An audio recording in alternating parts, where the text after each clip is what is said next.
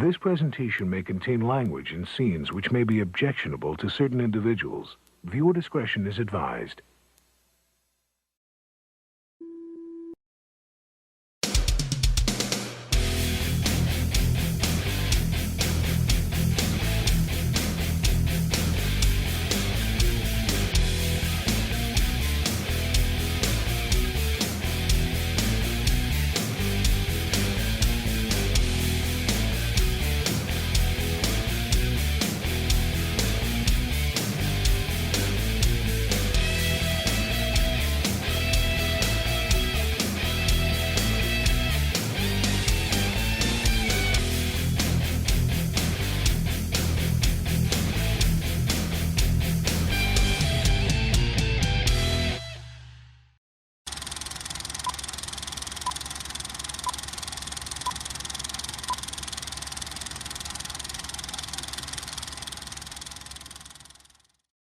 Hey Underdogs, Macho Mike here to tell you there's a new Texas Chainsaw Massacre movie, and it's supposed to be a direct sequel to the 1974 original, but set in today's time, and it disregards all the other sequels.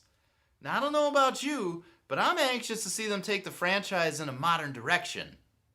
Oh wait, I'm insane! They did that already, and it's a macho movie too. 1994's Return of the Texas Chainsaw Massacre. Now I know you're probably more familiar with the re-edited version that got released in 1997 under the title Texas Chainsaw Massacre: The Next Generation.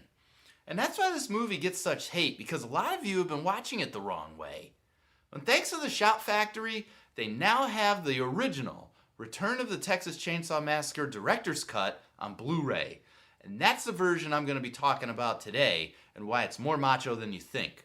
But first, some pregame.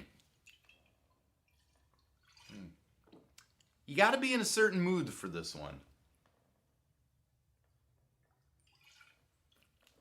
All right, let's do this. Leatherface is back. It's the return of the Texas Chainsaw Massacre. August 18th, 1973. Reports of a bizarre chainsaw-wielding family began to filter out of central Texas. Then silence. For 20 long years, nothing further was heard. 1995. Prom night isn't turning out the way you expected. You find yourself on the wrong road at the wrong time. About to come face to face with a living nightmare. Welcome to my world. The silence is over. He's dead now. Madness has returned. 4 stars, terrifying and brilliant. This is the best horror film of the 90s. Family values have gone straight to hell. Genuinely scary and sharply self-satirical, Leatherface has a lot in common with the gender-bending killer in The Silence of the Lambs. I want these people to know the meaning of horror. You weren't scared? Have a look behind you. Been a long night, boys. I could use a little action. The return of the Texas Chainsaw Massacre.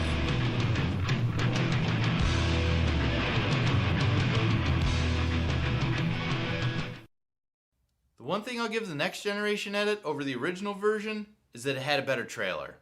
But that's all I'll give it. The original director's cut may only be 7 minutes longer, but those 7 minutes make a difference. It's got that backstory with Jenny's abusive stepdad, and that explains why she acts the way that she acts later on in the movie when she's captured by the Slaughter family.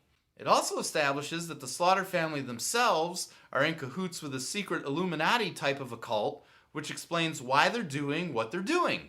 And everyone likes to gripe about how the family is supposed to be named Sawyer instead of Slaughter, and how this movie just changed their name for no reason. But if you watch that original Texas Chainsaw Massacre movie, it never says that the family's name is Sawyer. Never, not once in that entire movie. And it wasn't until the sequels where their names were called Sawyer. Since this Return of the Texas Chainsaw Massacre movie is written and directed by original Texas Chainsaw Massacre writer Kim Hinkle, I'm saying that this is the real canon. Do you understand that? Renee Zellweger and Matthew McConaughey are known for their rom-coms, but the next time you need to pick a movie for date night, pick this one. Their agents keep blocking Sony from highlighting them in the ads for this movie, and my question is, why? They do a great job here, especially McConaughey as Vilmer, who's basically the hitchhiker from the original movie, but a lot wilder. You've also got cameos from the cast of the original Texas Chainsaw Massacre, and then you throw in Darla, played by Toni Perinsky. She later played Miss Davis in Varsity Blues. You know, she was the stripper teacher. Yeah, her. You put all that together, and that's a recipe for a macho date movie. But you don't have to take my word for it. Look for yourself on the macho meter. There's Renee Zellweger's legs, and she knows how to use them too. And Matthew McConaughey's mixtapes. I love how he always puts in a new tape for a new song when he's driving.